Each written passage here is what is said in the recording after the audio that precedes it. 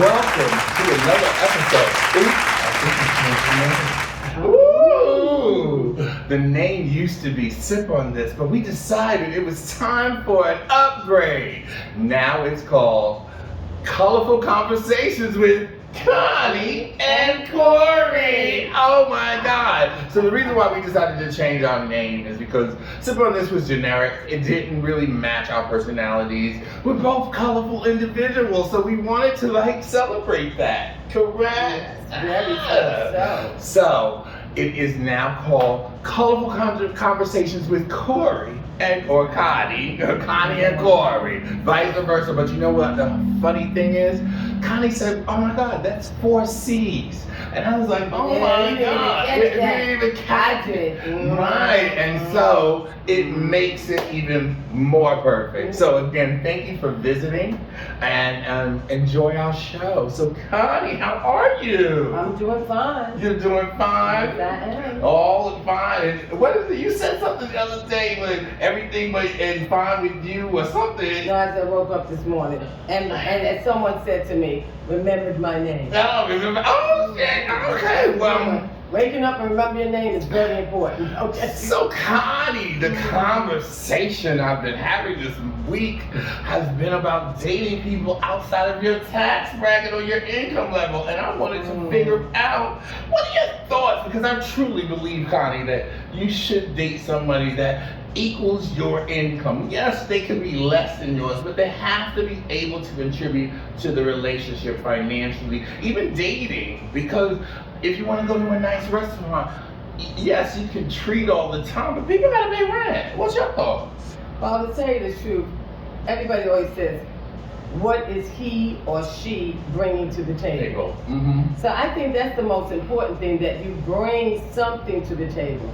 I mean, you can't judge a person by what they make. Each individual is different.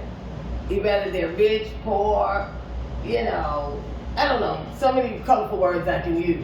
But the most important thing is, if you're gonna deal with somebody, deal with them because you wanna deal with them, because you like them, not because of their income. And of course you want somebody, like I said, that's gonna bring something to the table, who's maybe on your level. I guess it's hard to say, oh, I'm not gonna deal with him because he works at McDonald's and I work at a law firm. Well, you'd be surprised what that McDonald's money can bring. But you know what, Connie, where I always think of women, they want to be taken out to dinner by gentlemen who are, heterosexual. And I find that I laugh sometimes because women also say they want to be empowered. They're the breadwinners. They're out there. So why isn't it okay for them to pay for the dinner and take out the guy? It's quite okay, and that's what's going on now. There's nothing wrong with that. Like I said, if you like somebody and you're starting out, what's wrong with saying, listen, can I take you out to dinner tonight? And that coming from a woman. So I don't see what the problem is with that. And I don't want anybody to feel bad. Like, people say, oh yeah, she's the lawyer and he's just a man's man, right. And she's taking care of him. No, they're taking care of each other. You see, you can't just judge somebody because of their income once again. They're taking care of each other. Now, if he's bringing nothing to the table and she's always taking him out, or always buying him something, or always, paying for the movies or the place, then there's something wrong. There's something wrong, because even though he's the maintenance man, he makes enough to take you to the movies. But I want to say, the fact is he going to take you? See, I'm not cutting you off, but a lot of it also stems from what I hear people say in relationship. Oh, he don't want to do nothing. He don't want to go nowhere. Right. So sometimes it's just that, and it's not always income. They just don't want to do that. But then sometimes it is income. But then, like you said, if you're doing it all the time, what's all too much, though? See? I would say, okay, say you just started dating somebody and, you'll feel open to each other. I've had a relationship like that where we went Dutch. If we go out, I'd be like, I'd pay for my shit because I know I wasn't giving him nothing. That's another thing. I want you to stick with Wait a minute, go back. So, if you not giving him none, I'm saying, and it wasn't like I was a cheap date, like, the first day, because you bought me a dinner that was a $200 dinner that you're going to get some. No, I'm just simply saying, for the long haul. Okay. If I'm dating you and you just started out, I'm not I'm not going to just hop in bed with you. So I don't want you to think that, because a lot of people think that. You know, I don't know if it's men or women. And so you took me out, whatever, now owe you something? So what's a cheap date? What does it mean? I've always heard that term. I don't understand what a cheap date is. That's just, I think it's just expression. Because if you into somebody, you like them, and you all say, let's get a Frank from the Frank man on the corner, that's a date. You all are connecting with each other, no matter where you ate at or what you ate. It's the fact that you are spending time with each other and getting to know each other. And I think so that's just, but Connie, that sounds so romantic. That's what it is. But again, it sounds like a movie. That's not real life at times. Well, you know? it can be real life. That's just it. We don't have to start out as Mr. Childs or whatever. Right, Malibus or something. Yeah, it doesn't have to be, boom, just like that. The Frank man on the corner is good enough. When we're walking, we're talking, we're sitting on the park bench, whatever have you. It doesn't have to be so amazing the first date, but I've been in situations where I won't say, because there's someone new that I'm meeting and I don't want to tell them what,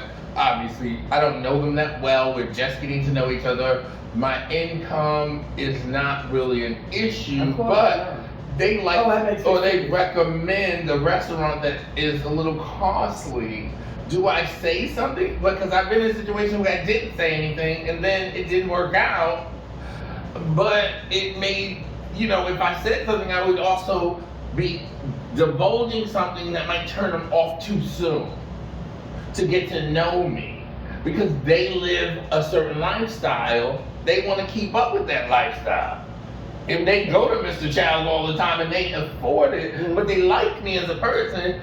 But you just don't have the income. But do I tell them right away? I think that would be the right thing to do. That's honest. Like somebody says, listen, I'm going to go so and so. You can say, listen, at this point in time, I can't really afford that. Be honest. Tell them you can't afford it. And if that person that you're dating, whoever it is, and they're just starting out, they'll be like, don't worry about it. I got you.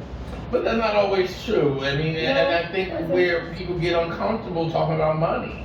And, I wouldn't say you shouldn't be embarrassed of how much you make. You're making money. If you're making out there and you making and you paying your bills, you should be proud of yourself. You have a decent credit limit, a credit score, and you doing what you do. And yes, you aren't at that level. I'm not saying to be ashamed of that, but what I'm saying is that person might not be they shouldn't be divvy to that information so early, but then you also shouldn't put yourself in a bind. No, not at all. You shouldn't. So that's what I'm saying. You can be honest about it. They say this is where I want to go, and you can just, like I said, say, listen, at this point in time, I really can't afford it. Just be honest about it. But I mean, if you get into a relationship with somebody, if that happens in this day and time, which is so hard to do, I mean, then I think you should just take it slow. Don't worry about, how much they make, and they shouldn't worry about how much you make. Let's find out if we even want to make anything with each other, Maybe it's just a one-shot deal. But do you think money is an issue in relationships? Because we hear about marriages and money becomes an issue. Yes. So should that not be a concern in the beginning of any relationship? Well, it's just like I said, it's just in the beginning. So I mean, you want to run the person away right away with this talk about the money. Ease into it. I mean, you don't have to stay in a relationship for 2 weeks, 6 weeks. Once you find out what you feel you need to know in terms of, their income, their profession, then if it's not for you, then you move on. Okay, so I say give it a try. So let me give you a scenario. Give it a try. So I meet somebody, and they say go to Mr. Childs, as you gave an example, which we know high-end, fabulous. Yeah. Obviously I can't afford it, but she can. Because I didn't put that example out there. But anyway, but all jokes aside, okay, so I don't want to embarrass myself, or I want to pay my way. I want to be independent. I want to show that I can, but I don't want to say right away, because it's our first meeting, I can't afford it. So I do go and I put, maybe I saved up, or I have a credit card, I put my half on. I have my half on. So now we're on day 2 or 3. Now they have an impression that I put forth something. And that you got it like that. You got it like that, but you are showing that you are independent in the beginning. And you want to bring something to the table, but now your income is starting because now they can afford it, and now every time they suggest something, they suggest another fancy restaurant. And you can't afford it. When so do you stop it? You don't have to stop it. You just say, listen, I can't do this maybe every week, maybe once a month, because I really can't afford it. My income doesn't allow. I'm just a teacher. Or my rent is very high. I don't have a roommate, and if you've been on one or two dates, I feel that you can express yourself with the person. Be open, be honest. Honest. So I guess my question is how appropriate is when you first meet somebody? At what point do you feel it's okay to talk about money? First date, second date? Because there are people out here are listening to us that are in the new game of dating, and they don't know, well, maybe I shouldn't do this on the first date. Maybe I should, like my example is the first date, I can afford the first date, but I might not be able to afford the second and third, at Mr. Child's. Right. So, where do you feel it's okay to talk about money? Because I don't want to turn the person off that I'm bringing up money and making, because, people's perceptions, what they hear, is not the same as what you're telling them. Right, that's true. So, in that case, I would just let it flow. I don't think that's the first important thing that I'm going to say. Well, how much do you make? Oh, where do you live? What kind of car do you drive? That's not the most important thing. If you're looking to get a fulfilling relationship with somebody, I don't think it makes a difference about what they do, what they make. Unless that's all you want. Okay? If that's all you want, you're looking for somebody with 6 figures or more, then by all means ask. Because that's what you're looking for. Okay. And if that's all you're looking for, then you got to know up front so you won't waste your time. Time is precious.